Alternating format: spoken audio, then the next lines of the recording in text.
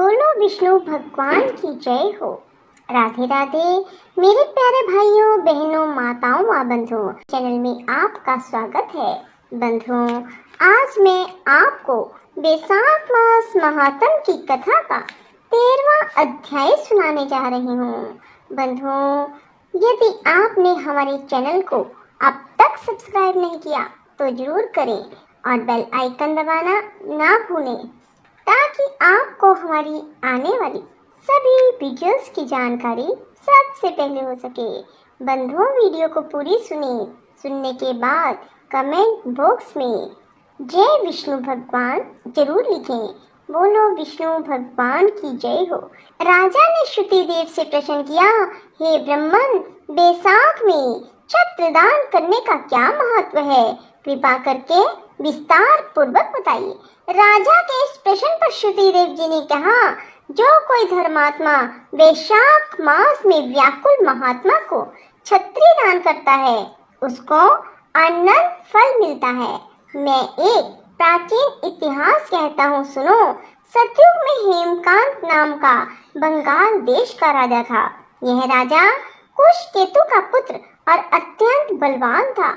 वह राजा एक समय शिकार खेलने वन में गया और वहां पर अनेक मृग शुक्रों को मारता हुआ दोपहर में बहुत थक गया तो मुनियों के आश्रम में पहुंचा।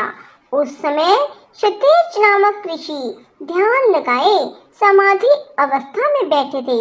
उसको यह भी मालूम न हुआ कि आश्रम में कौन आया है। वह निश्चिंत बैठे रहे और राजा का कुछ भी सम्मान नहीं किया। इस पर राजा को बड़ा क्रोध आया और वह ऋषि को मारने के लिए आगे बढ़ा। तब ऋषि के शिष्यों ने उसे रोका और कहा, अरे दुर्बुद्धि, सुन, हमारे गुरु समाधिस्थ होकर बैठे हैं। उनको यह भी पता नहीं कि बाहर क्या हो रहा है, इसलिए क्रोध करना उचित नहीं।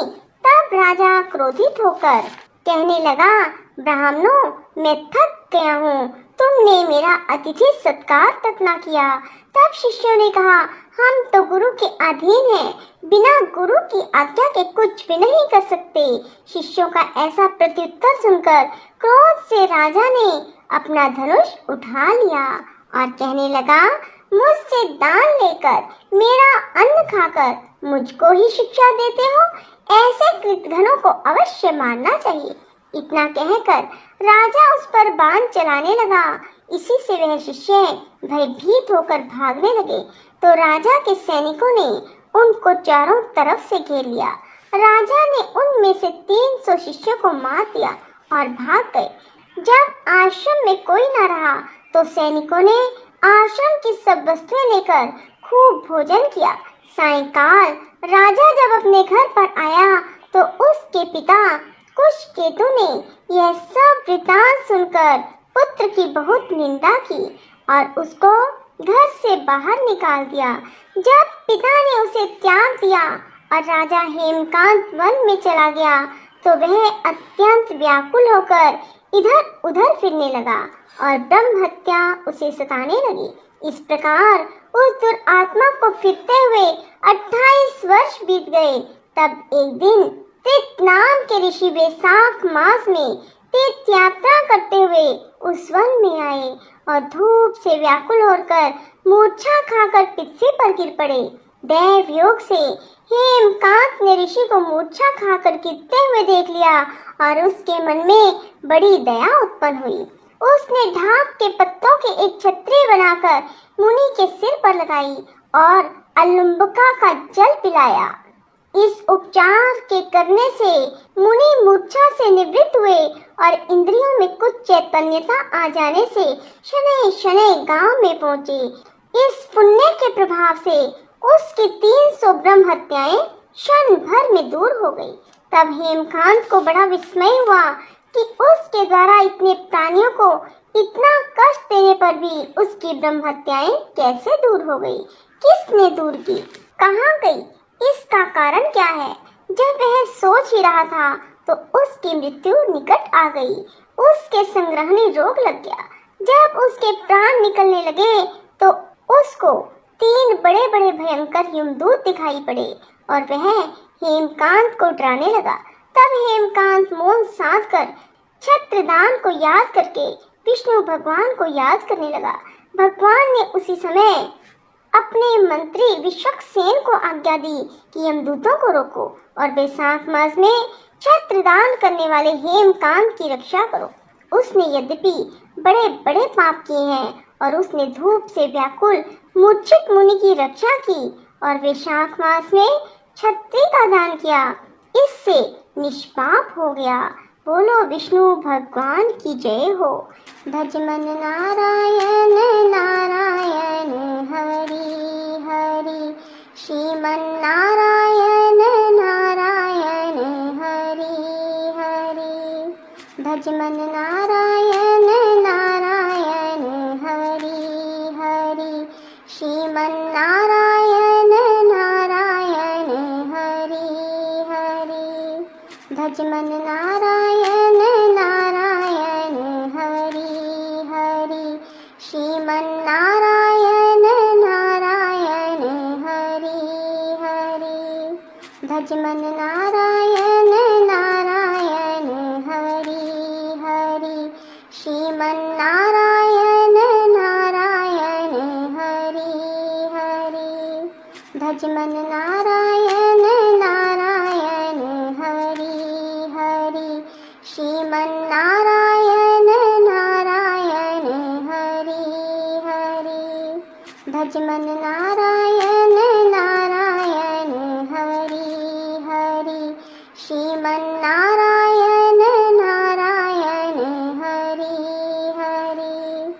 भज मन नारायण नारायण हरि हरि, श्रीमन नारायण नारायण हरि हरि। भज मन नारायण नारायण हरि हरि, श्रीमन नारायण नारायण हरि हरि। भज मन नारायण नारायण हरि हरि, श्रीमन नारायण नारायण हरि हरि। भज मन नारायण नारायण हरि हरि, श्रीमन नारायण नारायण हरि हरि। भज मन नारायण नारायण हरि हरि, श्रीमन नारायण नारायण हरि हरि। भज मन नारायण नारायण हरि हरि, श्रीमन नारायण नारायण हरि हरि। भज मन नारायण नारायण हरि हरि, श्रीमन नारायण नारायण हरि हरि। भज मन नारायण नारायण हरि हरि, श्रीमन नारायण नारायण हरि हरि।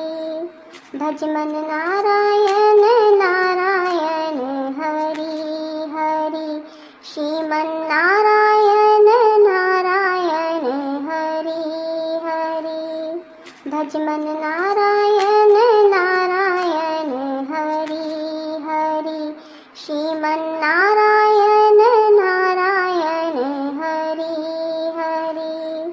भज मन नारायण नारायण हरि हरि, श्रीमन नारायण नारायण हरि हरि।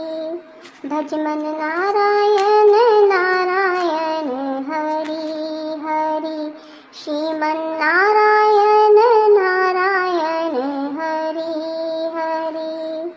भज मन नारायण नारायण हरि हरि, श्रीमन नारायण नारायण हरि हरि। भज मन नारायण नारायण हरि हरि, श्रीमन नारायण नारायण हरि हरि।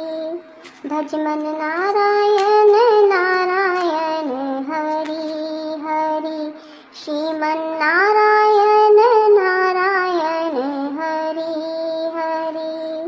राधे राधे, जय श्री कृष्णा।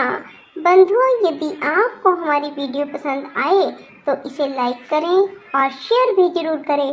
धन्यवाद।